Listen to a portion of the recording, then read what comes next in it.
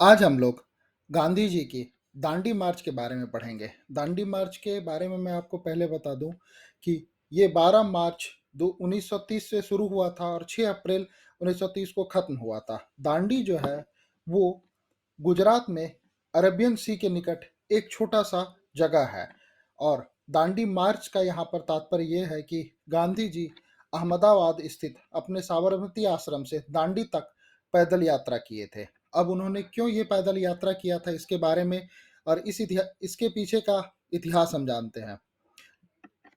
हुआ क्या, जो अंग्रेज लोग जो थे वो थे बहुत बड़े दुष्ट लोग। वो क्या किए, हम लोग के जरूरत में आने वाली चीज जो नमक थी उसके ऊपर टैक्स लगा दिए। अब क्या किए, जो हम आम भारतीयों को नमक जो है वो कलेक्ट करना, प्रोड्यूस करना और बेचना, इन सब पर उन्होंने टैक्स लगा दिया। जो भैया अब तुम ये काम कर ही नहीं सकते हो। तो गांधी जी जो थे वो सोचे क्या जी, तो बहुत बड़ा बुरा बात है भाई, नमक रोजमर्रा के काम में आने वाला चीज है। तो गांधी जी ने नमक से संबंधित सत्याग्रह करने के बारे में सोचा और यही बात उन्होंने नेहरू जी और पटेल जी को बताई। तो नेहरू जी एक सोचे जो साल्ट प्रोटेस्ट ये शायद सक्सेस नहीं करे। सरदार पटेल ने कहा क्या, इसके बदले हम लोग रेवेन्यू बायकॉट करते हैं। बट गांधी जी जो थे वो गांधी जी थे, जिद्दी तो थे ही, वो नमक पर अड़े रहे। ये बात जब उस समय के वायसराय इरविन को पता चला तो वो भी बेचारा हंस दिया।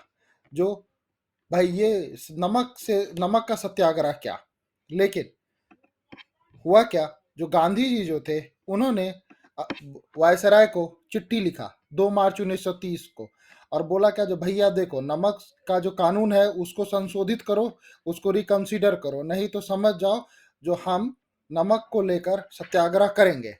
लेकिन अब वायसराय जो था इरविन, वो सोचा क्या, जो हट चलो ऐसे ही होते रहता है।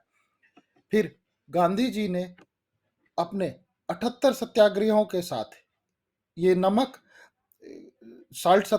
सत्याग्रह शुरू किया और अहमदाबाद स्थित साबरमती आश्रम से दांडी, जिसके बीच की दूरी 395 किलोमीटर है, की यात्रा शुरू की। कहते हैं कि ये यात्रा उन्होंने 78 फॉलोअर्स के साथ शुरुआत की थी, लेकिन वो जहां जहां से गुजरते गए लोग उनके साथ जुड़ते गए और फाइनली जब वो दांडी पहुंचे तो उस समय ये संख्या जो थी वो लगभग 50,000 थी और ये 24 दिन की पूरी यात्रा थी।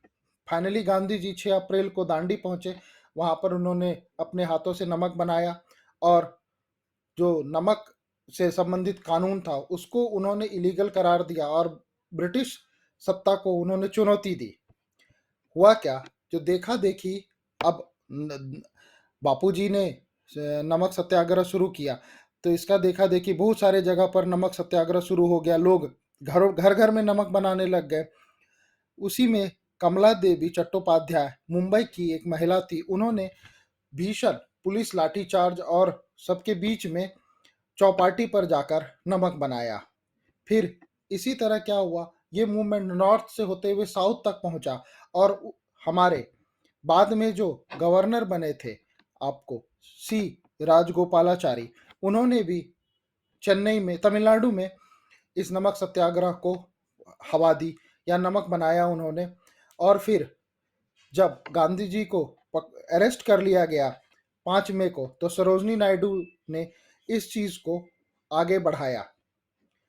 फिर हुआ क्या, जो गांधी जी ने इसे हिंदुस्तान का सबसे बड़ा सिविल डिसोबीडियंट मूवमेंट, सविनय अवज्ञा आंदोलन करार दिया।